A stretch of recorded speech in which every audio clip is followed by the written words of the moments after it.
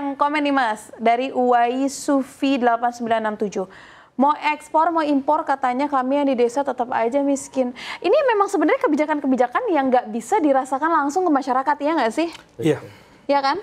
Karena masuknya ke kantong pemerintah, dan kalau iya pun pemerintah yang akan merubah itu menjadi sebuah fasilitas, infrastruktur, dan sebagainya gitu. Nah, jadi tingginya HBA, tingginya royalti memang bukan direct impact. Bukan ya? langsung. Yang menarik itu seperti yang ini ya, yang data BPS, provinsi dengan pertumbuhan ekonomi tertinggi itu Maluku Utara sama Sulawesi Tengah, karena di sana memang ada nikel gitu.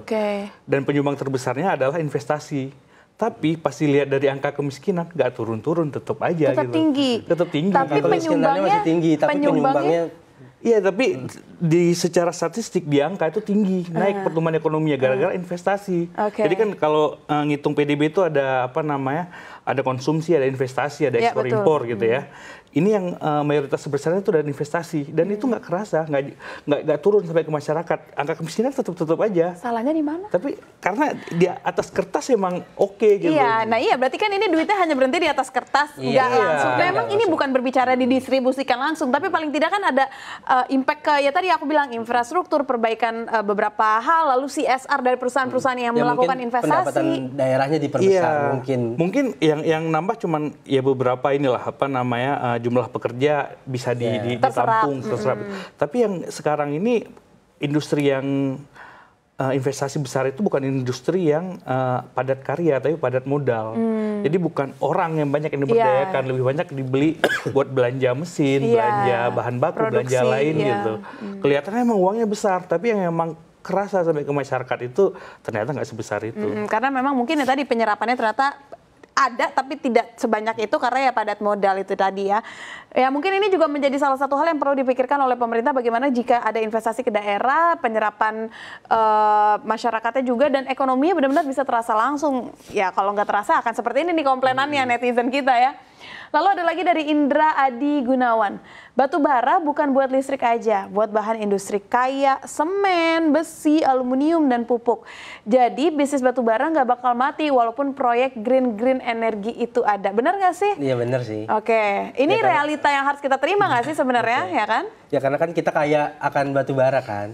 Ya di samping sekarang pemerintah lagi mengembangkan energi terbarukan, cuma memang harga batu bara itu lebih murah ketimbang energi terbarukan. Ya contoh aja kalau misalkan batu bara ke listrik itu harganya paling 6 sen per kWh gitu ya misalnya.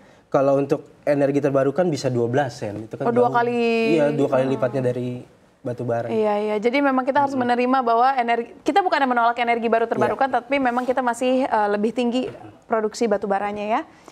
Lalu @samsuri strip om 5Z, ya susah-susah banget sih nama Instagram ini ya. Akibat pro kontra PPN 12%, APBN defisit 600 triliun, negara akhirnya memeras batu bara dengan berbagai peraturan yang mewajibkan eksportir batu bara harus parkir 50% hasil penjualannya ke dalam negeri selama 1 tahun. Saat dimana produksi batu bara China meningkat, pemerintah Indonesia pun juga ingin meningkatkan produksi batu baranya. Artinya akan banyak penawaran batu bara di pasar internasional dengan permintaan yang cenderung turun untuk pasar China yang bisa menurunkan harga batu bara. Gimana nih? Iya, jadi memang yang komen ini ya takut nih. Tapi netizen kita cerdas, bisa menganalisa sampai sini. Dia tahu sendiri. Iya. Takut memang outputnya berlebihan gitu karena pemerintah benar-benar maksa ya, pengen dapat cepat. Apa namanya PNBP yang lebih banyak, dapat pajak lebih banyak. Caranya ya ningkatin produksi, jelas dong. Nah tapi kalau yang meningkatin produksi, di Cina juga naik produksinya. Dan India juga banyak. Bahaya juga. Dan India juga over production kan, dia juga banyak banget loh. Gimana nih? Nah sekarang gimana deh strategi Indonesia bisa bersaing dengan negara-negara yang juga overproduction? Maksudnya iya oke ada permintaan, tapi kan kita bukan satu-satunya. Balik lagi, apa yang bisa kita lakukan?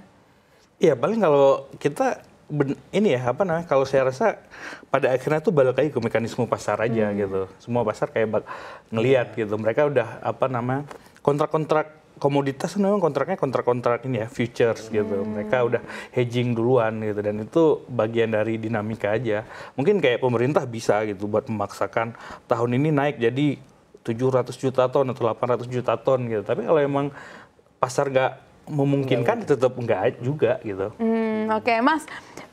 Apa ya, Mas? Dengan adanya persaingan di antara negara-negara ini, kita nggak lagi mencari negara yang beli kita, karena tadi kan kita selalu ada marketnya gitu ya. Tapi gimana akhirnya market kita bisa paling tidak sustain? Mungkin kita tidak lagi akan yang melaju kencang, tapi kita juga tidak akan turun. Tapi paling nggak kita bisa sustain. Apa yang bisa kita lakukan? Ya itu tadi, jangan memaksakan untuk mematok harga sendiri gitu. Serahkan aja ke mekanisme pasar. Kan itu lebih baik kan? Karena batu bara di Indonesia kan juga beragam gitu. Jadi kan nggak bisa dipatok secara masing-masing. Ya lepas aja ke pasar. Nah, menurutku gitu. Kalau kita lihat kan perang tarif saat ini kan ya itu aja udah jadi PR gitu kan, perang tarif antar negara. Dulu belum kita lagi soalnya termasuk yang paling rendah ya buat mineral gitu. Supaya investor di luar mau masuk gitu. Nah mungkin sekarang pemerintah rada pede gitu, kayak nggak perlu lagi lah yang dari kita luar. nggak perlu lagi, udah nggak apa-apa gitu ya. Nggak apa-apa gitu, jadi naikin aja gitu. Tapi khawatir nggak nanti neraca dagangnya ambles nggak sih? Maksudnya akan ambles signifikan nggak ya kira-kira?